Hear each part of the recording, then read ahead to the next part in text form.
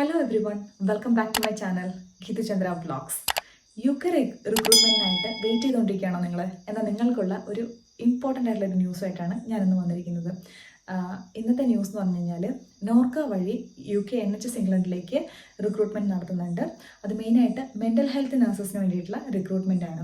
അപ്പോൾ നിങ്ങൾ ഇതിനായിട്ടാണ് കാത്തിരുന്നെങ്കിൽ തീർച്ചയായും നിങ്ങൾ ഇതിന് വേണ്ടിയിട്ട് അപ്ലൈ ചെയ്യേണ്ടതാണ്. അപ്പോൾ ഇതിന് എന്തൊക്കെയാണ് വേണ്ടത് ഞാൻ ആദ്യം പറഞ്ഞുതരാം. ഫസ്റ്റ് ഡേറ്റ്, അതായത് December 20th 2024, അതായത് ഈ 20th തന്നെ നിങ്ങളുടെ ആപ്ലിക്കേഷൻ സബ്മിറ്റ് ചെയ്യണം. അതാണ് last date for the application submission. ഇനി അടുത്തതെന്ന് പറഞ്ഞത് നമ്മുടെ ഇതിൻ്റെ ക്രൈറ്റീരിയസാണ് പറയാൻ പോകുന്നത്. എന്തൊക്കെ ക്രൈറ്റീരിയ ആണ് അവർ നോക്കുന്നതെന്ന് പറഞ്ഞു കഴിഞ്ഞാൽ, നിങ്ങൾക്ക് ഒരു 18 months എക്സ്പീരിയൻസ് വേണം. അത് മെൻ്റൽ ഹെൽത്ത് നഴ്സിംഗിലായിരിക്കണം. നിങ്ങൾക്ക് മെൻ്റൽ ഹെൽത്ത് നഴ്സിംഗിലാണ് നിങ്ങൾക്ക് 18 months എക്സ്പീരിയൻസ് ഉണ്ടെങ്കിൽ തീർച്ചയായും അത് നിങ്ങൾക്ക് യൂസ്ഫുൾ ആയിരിക്കും. അതിൻ്റെ സർട്ടിഫിക്കറ്റ്സ് നിങ്ങൾക്ക് ഇതിൽ സബ്മിറ്റ് ചെയ്യേണ്ടി വരും. പിന്നെ നമ്മൾ BSc അല്ലെങ്കിൽ GNM നഴ്സിംഗ് കഴിഞ്ഞവരായിരിക്കണം. അത് കഴിഞ്ഞ് എക്സ്പീരിയൻസിനെ കുറിച്ച് ഞാൻ പറഞ്ഞു.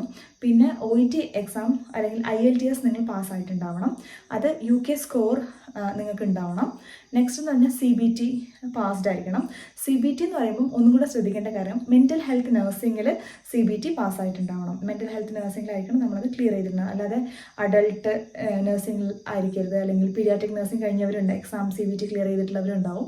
പക്ഷേ ഇവിടെ മെയിനായിട്ട് വേണ്ടത് പറഞ്ഞാൽ മെൻ്റൽ ഹെൽത്ത് നഴ്സിംഗിലായിരിക്കണം നമ്മൾ CBT ക്ലിയർ ആയിട്ടുള്ളത്.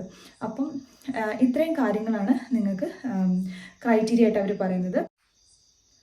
എല്ലാ ഇൻഫർമേഷൻസും പ്ലസ് എല്ലാ സർട്ടിഫിക്കറ്റ്സിൻ്റെ കോപ്പി, അതുപോലെ തന്നെ പാസ്പോർട്ടിൻ്റെ കോപ്പി, ഇതെല്ലാം നിങ്ങൾ ഒരു ഇമെയിൽ ID സെൻഡ് ചെയ്യണം. അതായത് ukNHS.norca@kerala.gov.in എന്ന വെബ്സൈറ്റിലേക്ക് നിങ്ങൾ അയച്ചു കൊടുക്കണം. ഇതെല്ലാം പ്രോപ്പറായിട്ട് അയയ്ക്കുക. പിന്നെ അതുപോലെ തന്നെ നിങ്ങളുടെ കോൺടാക്ട് ഡീറ്റെയിൽസും അങ്ങനത്തെ കാര്യങ്ങളൊക്കെ വളരെ ക്ലിയർ ആയിട്ട് വെക്കുക.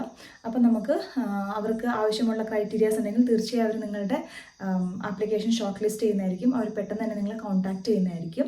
അപ്പോൾ ഇതൊക്കെയാണ് മെയിനായിട്ട് വേണ്ട കാര്യങ്ങൾ. പിന്നെ അഥവാ ഇൻ്റർവ്യൂവിന് നിങ്ങൾ സെലക്ട് ആവുകയാണെങ്കിൽ നമ്മൾ മെയിനായിട്ട് ശ്രദ്ധിക്കേണ്ട കാര്യങ്ങൾ, നല്ല കോൺഫിഡൻ്റ് ആയിട്ട് ഇൻ്റർവ്യൂ അറ്റൻഡ് ചെയ്യാൻ നമുക്ക് കിട്ടുന്നൊരു സുവർണ അവസരമാണ്. കാരണം ഇത്രയും കുറേ കാലത്തേക്ക് നമുക്ക് റിക്രൂട്ട്മെൻ്റ് ഒന്നും ഉണ്ടായിരുന്നില്ല. അപ്പോൾ വളരെ വിരളമായിട്ടാണ് റിക്രൂട്ട്മെൻറ്റ് ഇപ്പോൾ ഉള്ളൂ.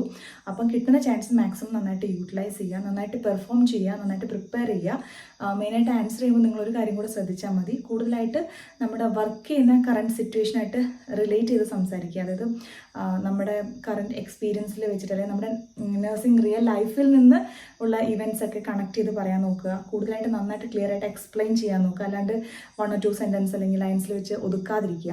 അപ്പോൾ കൂടുതലായിട്ട് റിയൽ ലൈഫ് സിറ്റുവേഷൻസിൽ നിന്ന് ഞാൻ ഇങ്ങനെ നേഴ്സായിരുന്ന സമയത്ത് എൻ്റെ ഡ്യൂട്ടിയിൽ ഇങ്ങനെ എക്സ്പീരിയൻസ് ചെയ്ത സമയത്ത് അങ്ങനെയൊക്കെ പറയുമ്പം കുറച്ചും കൂടെ ഇമ്പ്രസീവ് ആയിരിക്കും, അവർക്ക് ഒന്നും കൂടെ ഇഷ്ടമായിരിക്കും. പിന്നെ ഇൻ്റർവ്യൂവിന് വേണ്ടിയിട്ട് നന്നായിട്ട് പ്രിപ്പയർ ചെയ്യുക. അപ്പോൾ ഇത്രയാണ് പറയാനുള്ളത്.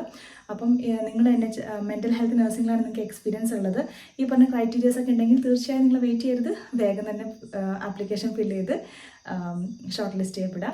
അപ്പം എല്ലാവർക്കും ഓൾ ദ ബെസ്റ്റ്. ഇനി എന്തെങ്കിലും അപ്ഡേറ്റ്സ് ഉണ്ടെങ്കിൽ തീർച്ചയായും നമുക്ക് നെക്സ്റ്റ് വീഡിയോസിൽ പറയുന്നതായിരിക്കും കേട്ടോ. അപ്പം until then it's bye from Geetha Chanda. Wish you all success. Thank you.